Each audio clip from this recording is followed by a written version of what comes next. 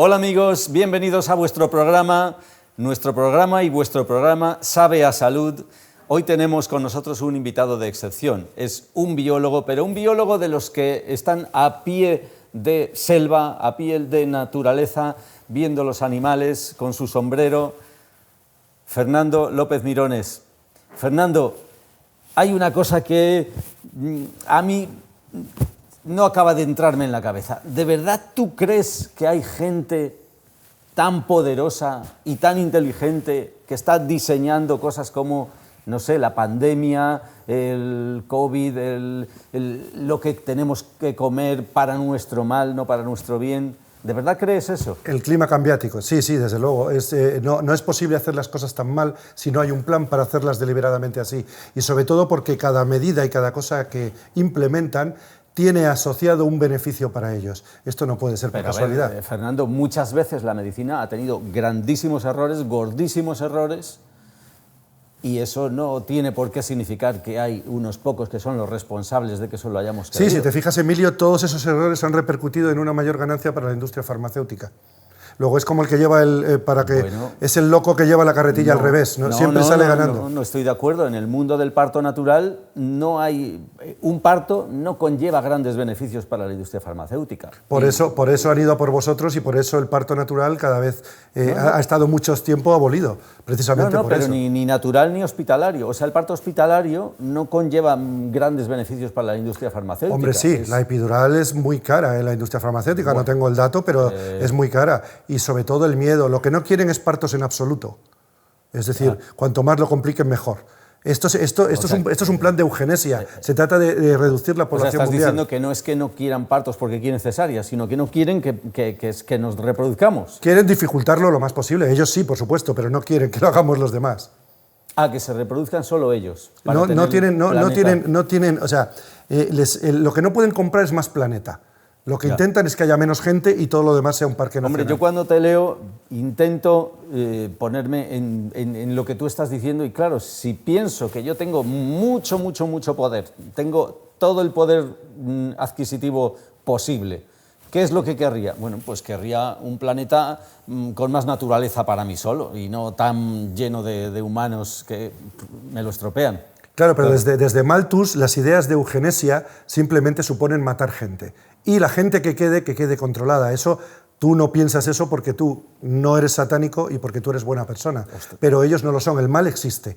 Esto me lo dice mucha gente, me dice, ¿pero cómo es posible? Si yo fuera millonario, pues estaría disfrutando de mis yates y de mis... Claro, pero esto en la historia de la humanidad, si vemos, no ha ocurrido. Siempre que ha habido un tirano quería más.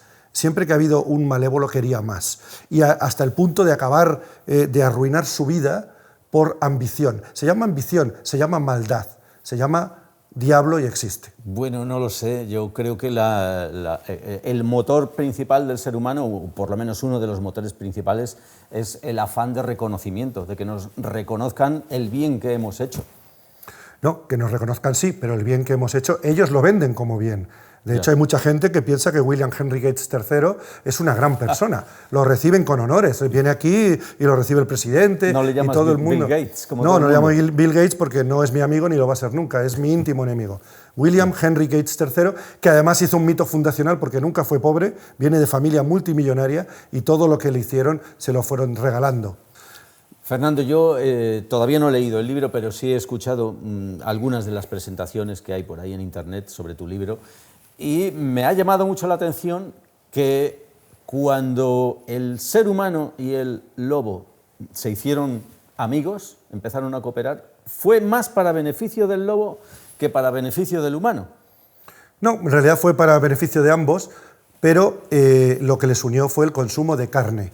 Absolutamente el consumo de carne. Porque ambos valoraban mucho la carne, era el principal alimento. Absolutamente, es la proteína animal, es la más valiosa, es la que nos ha hecho inteligentes a las dos familias, los cánidos y los primates, y es curioso que ahora se asocie la modernidad woke a la ideología precisamente de no comer carne, que es lo que nos unió, y de eliminar a los animales con pezuña y cuernos, que son los que nos unieron, porque tanto el perrito actual que está cautivo y desarmado dentro de un piso de una persona que cree que ese es un sustituto, un perrijo que sustituye a los hijos, esa amistad se forjó cazando juntos. Y además vegetariano, ¿no? Hay mucha gente que tiene al perrito con nutrición vegetariana. Eso es una aberración. Es igual que, por ejemplo, cuando para un cánido, ¿cuál es el mayor insulto para un cánido, Emilio? Es que cuando deja una marca, es decir, una caquita, llegue su mejor amigo y se la quite. Para un cánido es un insulto absoluto. Ellos no están haciendo pipí y caca, están marcando territorio. Y llega y nunca entenderán por qué llega con una bolsa y lo coge después. Nunca, no, nadie lo había pensado porque está ahí por primera vez. Pero por eso escribimos cosas. Claro. Pero entonces dime una cosa, entonces para un humano comer vegetales en vez de carne es malo también. En vez de, no, completar la dieta. Siempre hemos sido cazadores-recolectores. Pero la base de la dieta está en la proteína animal. Y de hecho, el problema que tenían, por ejemplo, los mexicas, los mal llamados aztecas, es que no tenían animales grandes de ganadería y lo que hacían es los burritos con carne humana. Es decir, no había ni vacas, ni cerdos, ni burros, ni caballos, ni grandes reses, y tenían una carencia de proteína animal inmensa, con lo cual tenían que hacer sacrificios de miles de personas, pero para consumo. Por eso era la agresividad famosa de los aztecas. Claro, necesitaban carne, y eso siempre, en todas las religiones, siempre se ha tapado como, como algo sagrado. Es decir, iban a buscar esclavos, se supone que era para los dioses, pero en realidad esos cuerpos se consumían. Hombre, eso encaja muy bien con algo que yo sé, y es que las caries aparecieron al mismo tiempo que apareció el consumo de cereales en la dieta humana. Los cereales son probablemente la peor comida que puede ingerir un Homo sapiens. No estamos hechos para comer ningún tipo de grano. Claro. Otra cosa es de vez en cuando, eso por supuesto. Sí. Pero es horrible porque no solo nos lo están colocando porque en Estados Unidos hay un excedente de maíz, sino que se lo están colocando a las reses que comemos, que también enferman porque no son comedoras, o sea, son rumiantes, tienen 4 estómagos. ¿Qué animales sí es natural que coman cereales? Pues hijo mío, algunas aves, de vez en cuando algún roedor, desde luego, pero ni siquiera los roedores tantas veces, porque los cereales son francamente indigestos. Ten en cuenta que es una semilla que tiene todas las... Sí. Tiene metido dentro un potencial descomunal que cuando se consume en exceso lo que produce es una enorme inflamación. Por eso hay tanta gente que es intolerante al gluten, que el gluten le da gases. No, claro, nos han convencido de que el mejor desayuno de la persona que quiere ser como un norteamericano es leche con cereales, que es absolutamente una patada a nuestra biología. Y además desnatada, que es quitarle lo único bueno que tiene la leche. Exacto, lo único bueno que tiene la leche es la leche es una aberración y de hecho además me hace gracia porque luego la gente tiene que tomar leche de avena, pero parece que hay que tomar un líquido blanco por las mañanas. ¿Dónde pone que si no tomamos un líquido blanco no estamos contentos o qué? No es necesario en absoluto. Pero son convencionalismos sociales que nos han impuesto quién y por qué.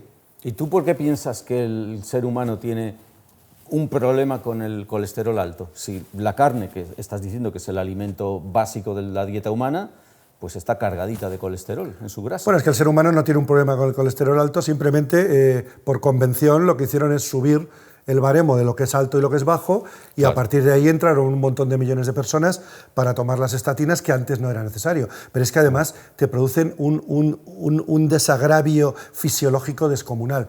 La grasa no es mala. La grasa animal no es mala en absoluto. Sí, las estatinas, yo estoy convencido de que no tardando muchos años va a ser un medicamento que se va a retirar por sus efectos secundarios. Porque sigues pensando que el sistema aquí está a nuestro favor y que el sistema nos quiere ayudar. Pero es que yo estoy convencido de que el sistema actúa contra el ser humano.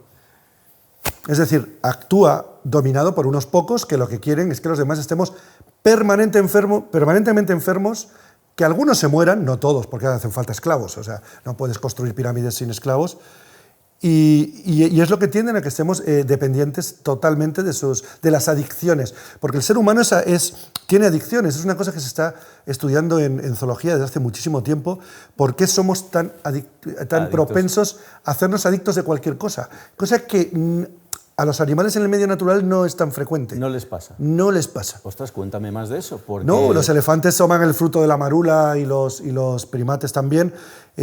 Cuando cae el fruto fermenta y se emborrachan. Y hay aves que también les ocurre, pero es muy esporádico. ¿Pero por qué? ¿Por qué dices tú que tienen más tendencia el humano? ¿Cuál es la causa? No, es que no lo sabemos, ¿no? Yo no he encontrado ninguna hipótesis al respecto, pero sé que es una de nuestras debilidades.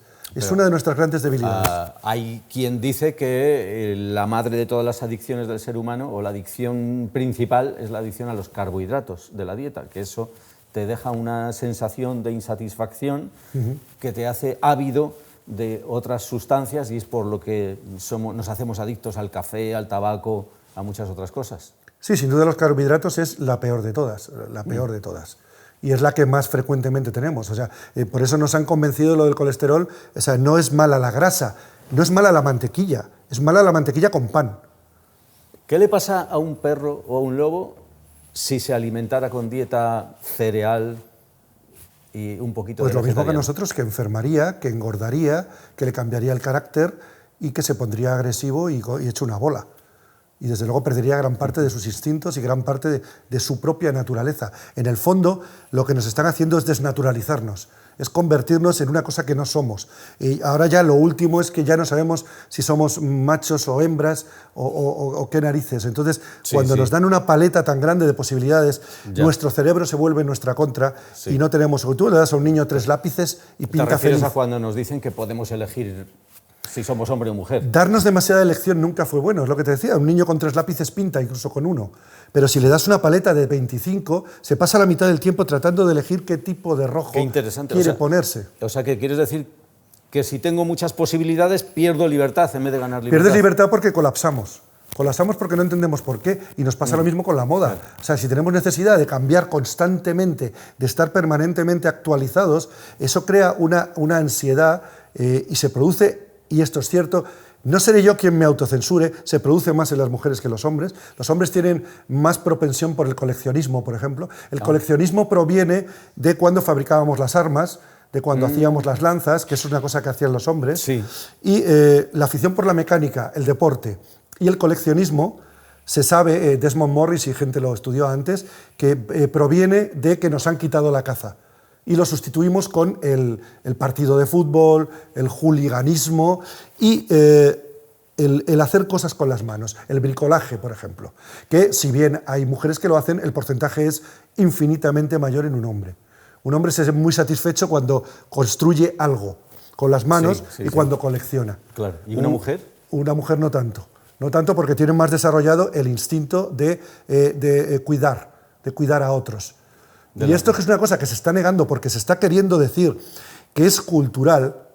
No es cultural.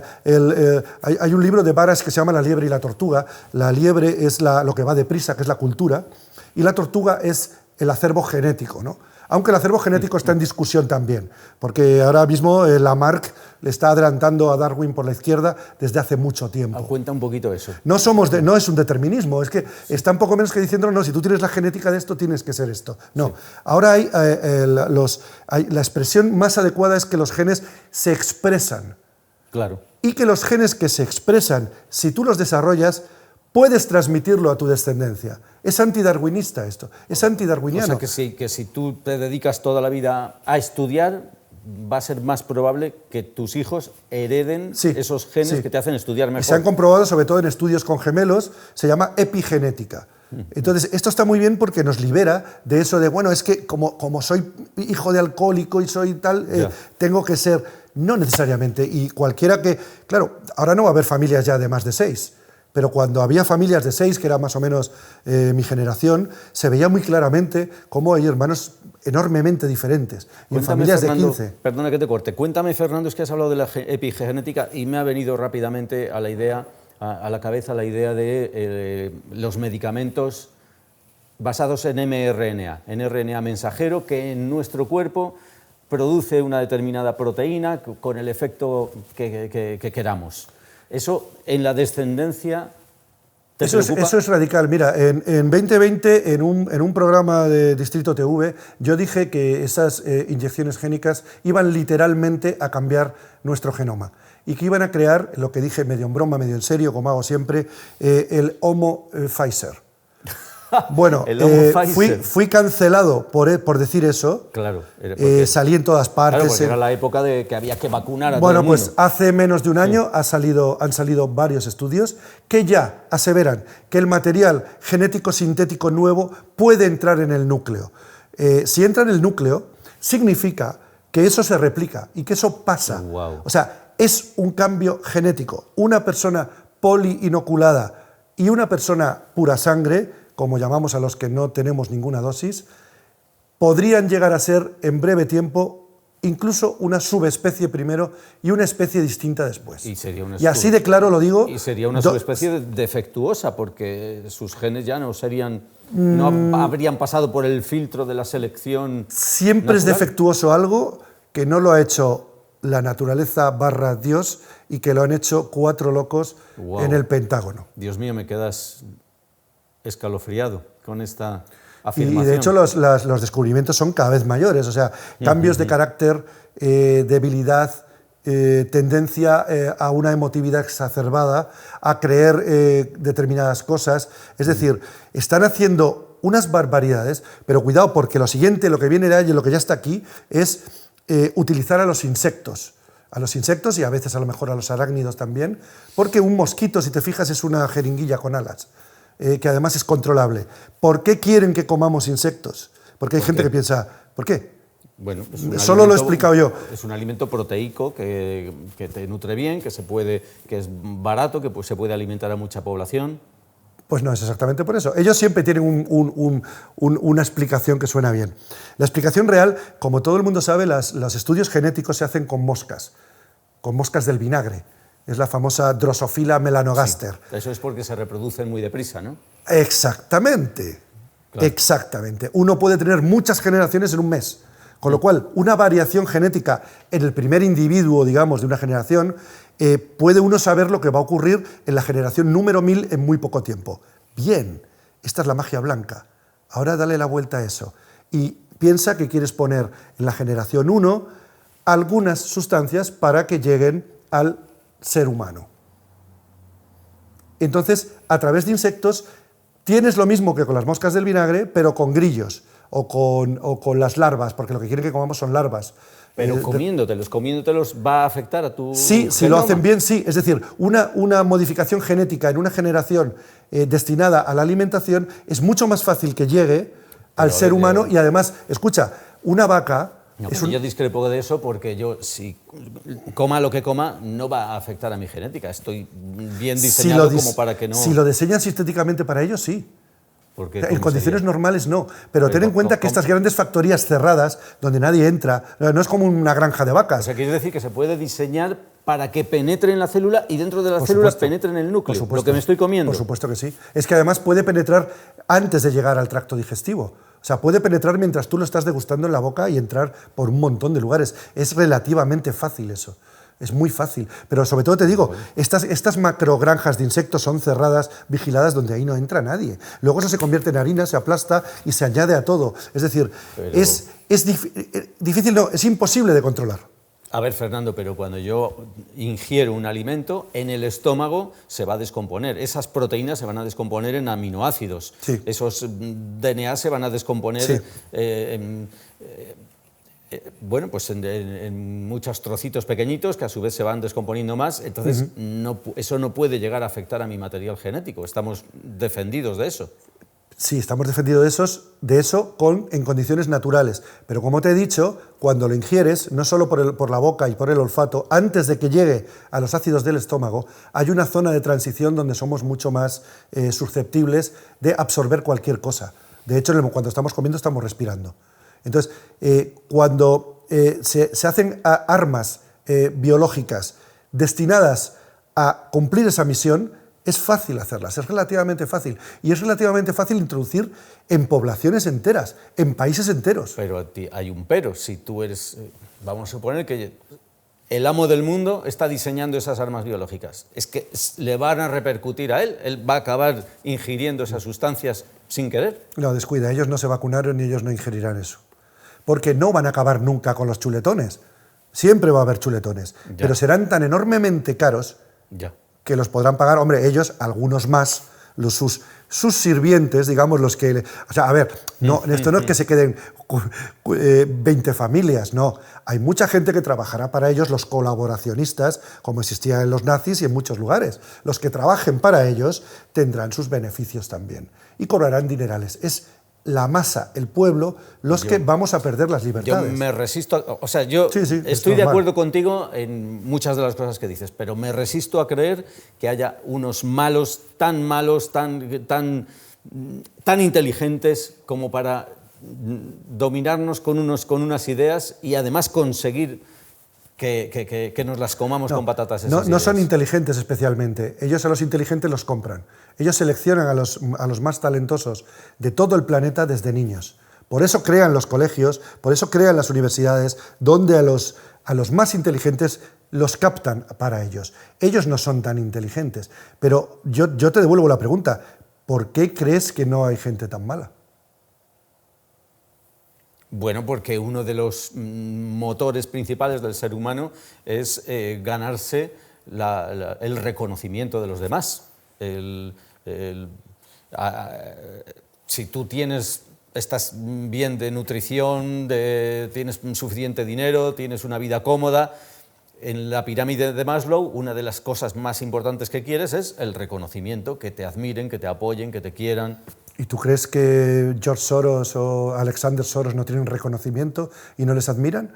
¿Tú crees que Bill Gates no tiene, William Henry Gates III, perdón, no tiene reconocimiento? Viene aquí y le recibe todo el mundo. Sí, claro. ¿Tú crees que no? ¿Y tú no crees realmente que la ambición es uno de los... Pero es que está en la Biblia y está en todas partes. La ambición humana no tiene límites. O sea, sí, eso sí es verdad. Si hubiera 15 galaxias, querrían las 15 galaxias. Es decir, tú estás pensando como mucha gente, está muy bien que digas esto, porque esto me lo dice mucha gente, no es posible que haya personas tan malas.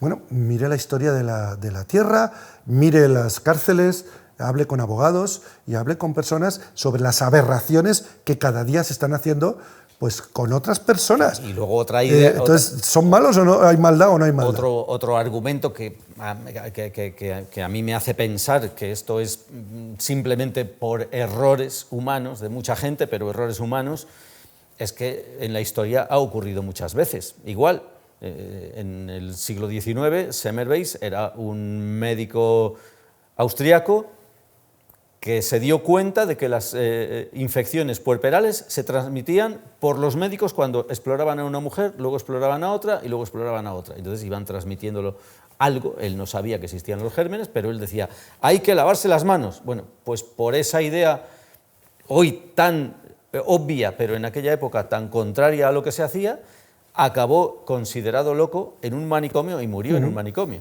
Exactamente, eso que está en mi primer libro, me alegro de que lo digas, pero defiende mi tesis, no la tuya.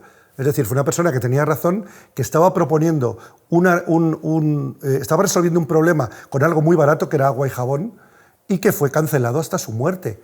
Esto demuestra a pies juntillas que había un contubernio contra esa persona. O sea, que ese contubernio global... ¿Me estás diciendo que no es algo que ocurra hace 10, hace 20 años? No, ocurre que yo haya rastreado hasta por 5 siglos por lo menos. ¿5 siglos? 5 siglos, sí. Son los mismos. Y estoy siendo muy conservador, porque hay gente que lo lleva muchísimo más atrás. Es decir, es el culto al diablo. El culto al diablo. Y el culto al diablo, ellos, los que están haciendo todo esto, son muy religiosos, son satánicos y sirven al mal. Necesitan usar simbología constantemente. Constantemente lo están haciendo en los Juegos Olímpicos, en todas las celebraciones. Una semana antes de que haya las fallas en Valencia, se quema un edificio entero. Esos son sacrificios rituales. Ellos sí tienen religión. Tienen una religión horrible, pero la tienen.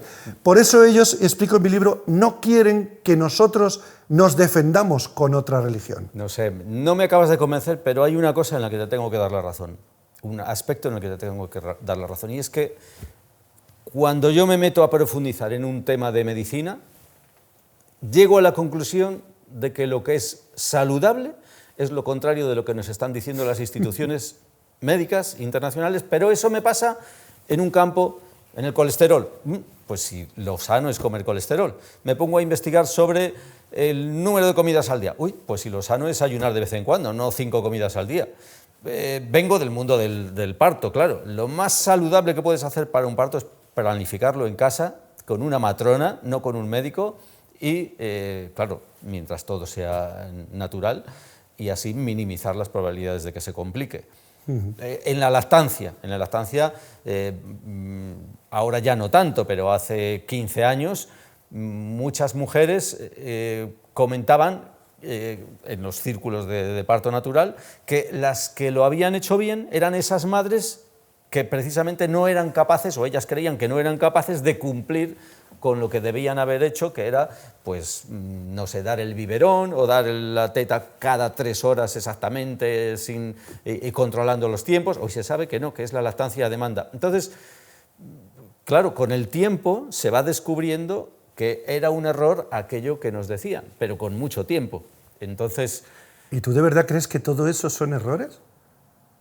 Si es que lo que estás diciendo es el mejor discurso a mi favor. O sea, si literalmente todo lo que hacen es contra natura y contra la salud, y que además normalmente cuando hacen esos cambios te están vendiendo algo que sustituye la leche maternizada, la epidural, las enfermedades que conlleva, el miedo en general, que es el producto que venden. Yo lo que pienso es que con muchas de esas ideas que nos intentan transmitir, por ejemplo, con el colesterol, el miedo al colesterol, el miedo a las grasas saturadas, el miedo al ayuno intermitente, todo eso, pues simplemente no se ha llegado a descubrir la verdad. ¿En serio?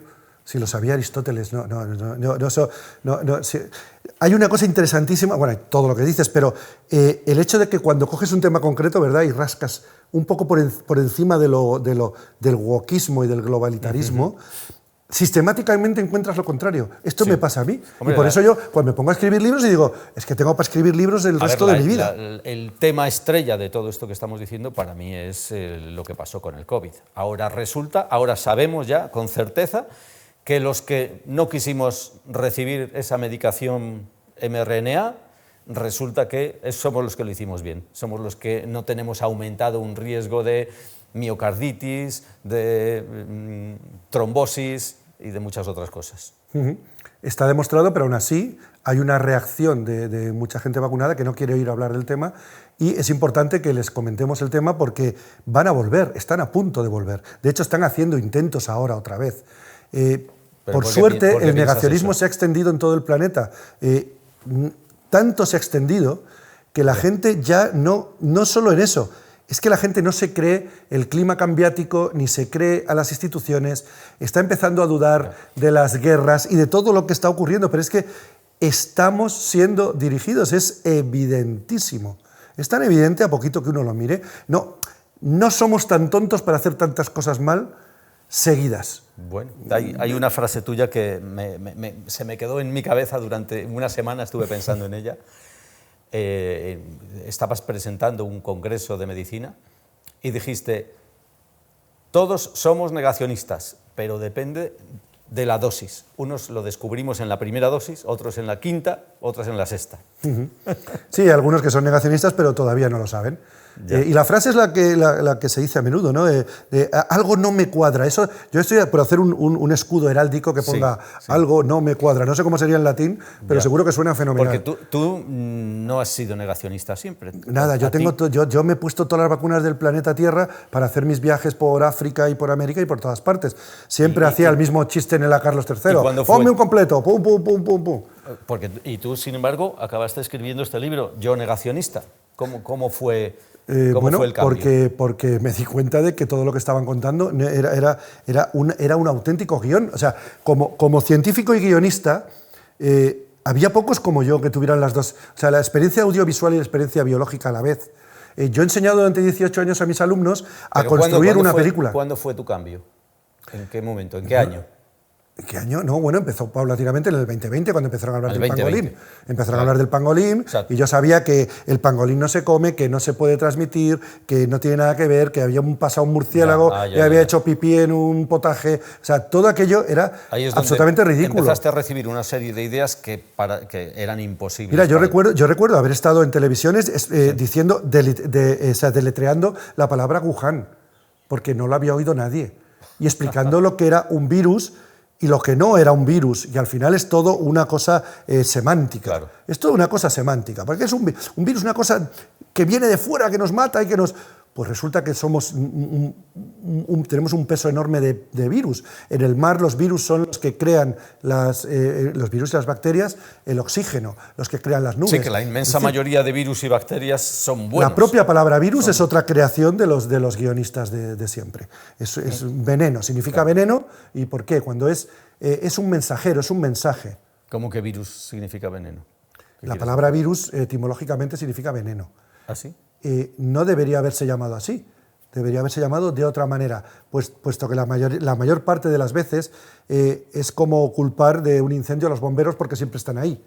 O sea, que el virus llega cuando tienes un problema. No, el virus es un sistema de transmisión de información entre células, entre tejidos y entre órganos, y entre individuos. Es decir, es una unidad de información similar a una frase que lo que hace es alertar de que viene una amenaza en principio.